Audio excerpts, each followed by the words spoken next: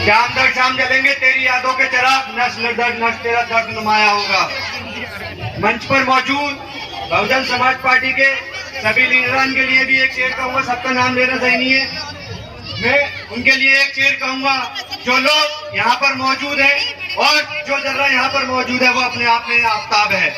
तो मैं आज बाबा साहब के विचारों पर चर्चा हो रही है, तो उन चर्चाओं के बीच में बाबा साहब के उन पहलुओं पर भी और बाबा साहब के पहलुओं पर चर्चा होना भी जरूरी है। जो बाबा साहब ने जो अत्याचार और जुल्म अपने ऊपर सहे और छुआछूत और जातिवाद को मिटाने के लिए जो संघर्ष किए वो हम लोगों से छुपे हुए नहीं है। आज जितने भी लोग यहाँ मौजूद हैं मैं उन सभी को बाबा साहब के जन्मदिन की मुबारकबाद पेश करता हूँ। और मैं आप लोगों से कहना चाहता हूँ कि यहाँ पर जितने लोग यहाँ आए इसका मतलब ये नहीं कि हम लोग यहाँ आए और बैठे और सब लोगों की स्पीचें सुने, तकरीरें सुने और यहाँ से चले जाएं।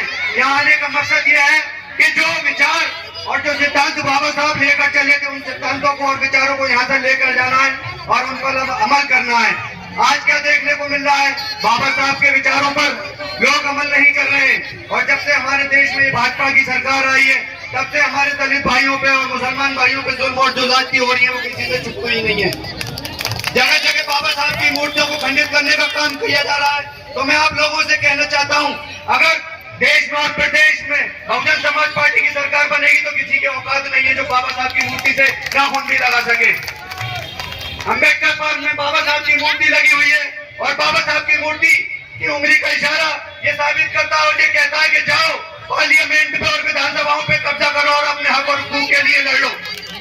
और बाबा साहब के हाथ में जो किताब है वो ये मामूली किताब नहीं, ये हमारे देश का संविधान है। बाबा साहब ने कहा था अगर हम लोग शिक्षा करेंगे तो हम कभी भी बात नहीं कर सकते। हमारे देश में बहुत से लोग ऐसे रहे जिन्होंने हथियार को अपनी ताकत बनाया, किसी ने हिंसा को अपनी ताकत बनाया, लेकिन बाबा साहब हो सकते जिन्होंने कलम को और शिक्षा को अपना हथियार बनाया और हमारे देश में संविधान लागू करने का काम किया।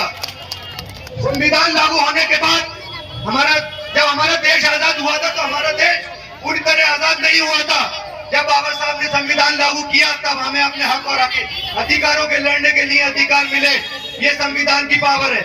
आज मैं आपके सामने बोल रहा हूँ, मेरी कोई हैसियत नहीं है, मैं सिर्फ बाबा साहब के संविधान की वजह से मंच पर खड़े होकर बोल रहा हूँ। अगर बाबा साहब का संविधान नहीं होता तो मैं आपके सामने खड़े होने लायक भी नहीं होता।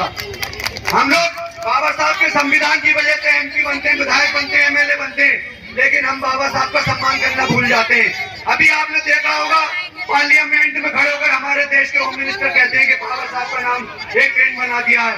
तो मैं उनसे ये कहना चाहता हूँ, आप जिस पार्लियामेंट में खड़े होकर ये बोल रहे हैं बाबा साहब के संविधान की वजह से ही बोल रहे हैं, तो उन्होंने बाबा साहब के लिए बहुत अभद्र भाषा का प्रयोग किया था। तो मैं आप लोगों से यही कहना चाहता हूँ, ये 2027 का जो चुनाव आएगा ये बहुत अहम चुनाव है। हमें इसमें एक साथ एकजुट होकर बहुजन समाज पार्टी की सरकार बनानी है। उसके बाद 2029 में हमें बहन जी को प्रधानमंत्री बनाने का कहा, ये तभी होगा जब हम लोग एकजुट होकर काम करेंगे।